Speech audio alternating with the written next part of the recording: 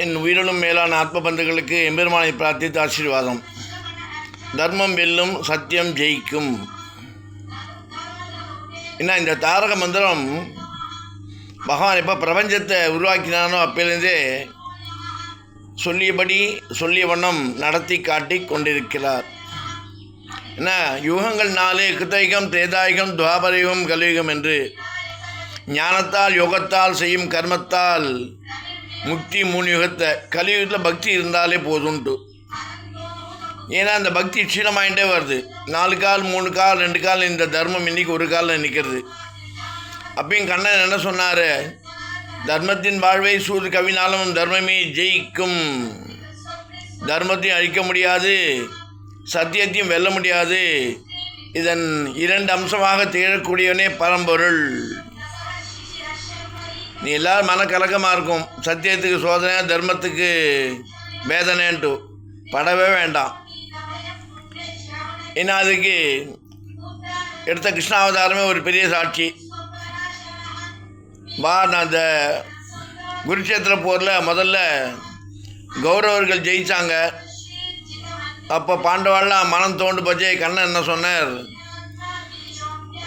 எப்போதுமே தீபம் அணையத்துக்கு முன்னாடி பிரகாசமாகி தான் அணையும். அது மாதிரி கண்ண பரமாத்மா கூட இருக்கிச்சே நம்மளுக்கே இந்த கவலை கஷ்டம்னு நினைக்காம சொந்து போச்சு. கண்ணன் கூட இருந்து ஆறுதல் சொன்னான், போகிற நடத்தினான். யார் எங்கே எப்போ எப்படி நீக்கணும், விதுரர், பீஷ்மர் எல்லாரும் எம்சிட்டு கர்ணனுக்கும் ஒரு பாடத்தை புகட்டி தர்மத்தை நிலைநாட்டி அதர்ம பாதையிலேயே போய் தர்மத்தை நிலைநாட்டி தர்மத்தை வென்றெடுத்த அவதாரமே பாரதத்தில் நடத்தி காட்டிய குருட்சேத்திர போரில் கண்ணனின் அருமையான செயல். அப்படி ஒவ்வொரு யுகத்திலையும் தர்மத்துக்காக போராடி தர்மத்தை நிலைநாட்டினான் கண்ணன். இப்போ தர்மத்துக்கு சோதனை வந்தாலும் தர்மம் அழியாது, அழிக்க முடியாது, அழியாது. என்ன கீழே விழுந்தாலும் தர்மம் எழுந்து நிற்கும். அதர்மம் மனிதி கீழே விழுந்தது தான்.